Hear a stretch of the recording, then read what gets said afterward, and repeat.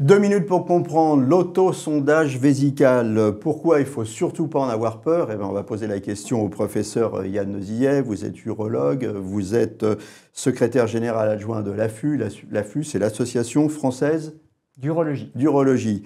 Alors, l'autosondage vésical, qu'est-ce que c'est d'abord? Alors, c'est tout simplement le fait de se mettre soi-même un petit cathéter, une petite sonde dans la vessie. C'est vrai qu'a priori, ça fait un petit peu peur de s'enfiler une sonde à l'intérieur de l'urètre, mais en fait, c'est la manière la plus propre, en termes d'hygiène, de vider sa vessie lorsque malheureusement on ne peut pas la vider autrement. C'est-à-dire que si on a le choix entre une sonde vésicale qu'on garde en permanence et l'autosondage, en acceptant l'autosondage, on diminue par 5 le risque de mourir d'une infection urinaire. Donc c'est vraiment quelque chose qui, au lieu de faire peur, doit être rassurant.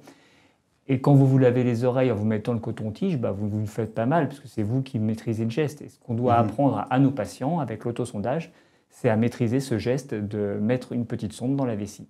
Est-ce que c'est un geste difficile, douloureux? Vous avez dit non puisqu'on maîtrise, mais est-ce que c'est un geste difficile et à quelle fréquence on le fait? Alors, difficile non, parce que le matériel est fait pour, que bien sûr le patient est éduqué à apprendre à le faire, et puis surtout, il faut simplement avoir la dextérité manuelle. C'est-à-dire que les gens qui ont du mal à tenir leur stylo, à trembler, ne sont par exemple pas des bons candidats, c'est sûr.